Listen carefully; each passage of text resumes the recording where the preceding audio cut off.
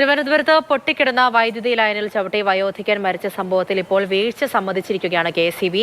കുടുംബത്തിന് 10 ലക്ഷം രൂപ നഷ്ടപരിഹാരമൊക്കെ പ്രഖ്യാപിച്ചിട്ടുണ്ട്.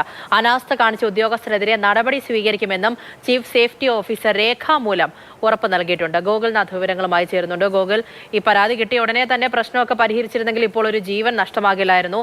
ഇതിനുശേഷമൊക്കെ വീഴ്ച സമ്മതിച്ചുകൊണ്ടും മറ്റു കാര്യങ്ങൾ നടപടിയൊക്കെ സ്വീകരിക്കാമെന്നും പറയുന്നു. എന്താണ് പറയുന്നത്?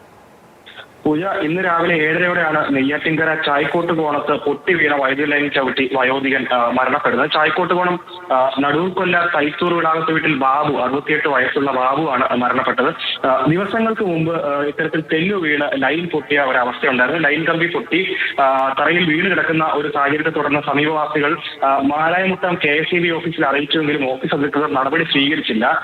ഇവർ പ്രദേശത്തെത്തി പ്രദേശം സന്ദർശിച്ച ശേഷം ഇത്തരത്തിൽ കമ്പിയിലൂടെ ഇലക്ട്രിക് വൈദ്യുതി കടന്നു പോകില്ല എന്നുള്ള ഒരു ഉറപ്പ് പ്രദേശവാസികൾക്ക് കൊടുത്തിട്ടുണ്ടായിരുന്നു. എന്തായാലും അതാണ് ഇവിടെ ലംഘിക്കപ്പെട്ടത്. അവർ പറഞ്ഞതുപോലെ കാര്യങ്ങൾ നടന്നില്ല. എന്തായാലും ഇന്ന് രാവിലെ തെങ്ങുകയറ്റ തൊഴിലാളിയായ ബാബു ഇത്തരത്തിൽ നടന്നു പോകുന്ന വഴിയാണ് ഇലക്ട്രിക് ഷോക്ക് ഏൽക്കുകയും മരണപ്പെടുകയും ചെയ്തത്. അതേ തുടർന്ന് ജനങ്ങൾ വലിയ രീതിയിൽ പ്രശ്നങ്ങളുമായി മുമ്പോട്ട് വരികയും പോസ്റ്റ്മോർട്ടത്തിന് ശേഷം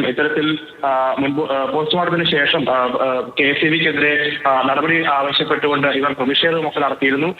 MLA അടക്കമുള്ളവർ സ്ഥലത്തെത്തിയിട്ടുണ്ടായിരുന്നു. എന്തായാലും നിലവിൽ അറിയാൻ കഴിയുന്നത് ഇതുമായി ബന്ധപ്പെട്ട് കെ.എസ്.ഇ.ബി.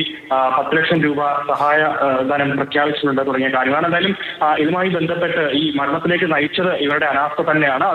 അതുമായി ബന്ധപ്പെട്ട് നിന്നിട്ടുള്ള ഉദ്യോഗസ്ഥരെ അടക്കം സസ്പെൻഡ് ചെയ്യുന്നതടക്കമുള്ള വാർത്തകളാണ് നിലവിൽ അറിയാൻ കഴിയുന്നത്. പൂജ. ശരി, ഗോകുൽനാഥാണ് തിരുവനന്തപുരത്ത് നിന്നും വിവരങ്ങൾ നൽകിയത്.